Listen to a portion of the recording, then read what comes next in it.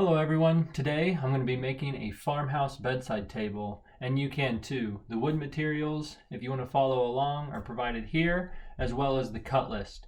You can see actually how the boards are distributed on the right and the materials on the left. As with all my projects, first thing we need to do is be able to work through this cut list. Using the compound miter saw, it's just the perfect tool for being able to get these repeatable cuts, being able to put up my stop blocks, being able to set everything up and be able to work. I'm doing this project in Illinois in the winter. This is January weather, and so I'm warm in my coats, sweatshirt, and sock cap. So super fun working outdoors.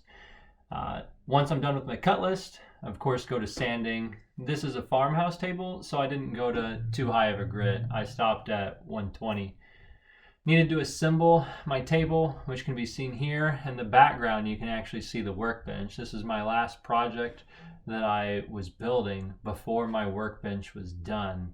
And so this is my old work surface, and I wasn't able to use the other one. Needed to assemble the legs and be able to start getting the sides together. And then I wanted to use pocket screws and glue to be able to assemble it.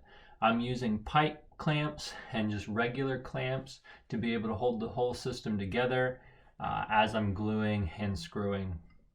I'm now getting ready to take my dimensions to be able to put the top on, as well as being able to just continue the assembly with additional glue. Now I'm building the top of the surface. I just used glue for a nice glue up, being able to try to keep it as flat as possible.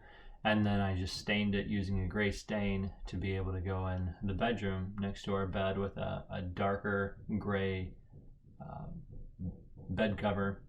You can see the drawer on the left, the top to the left, and I'm really excited with how this turned out.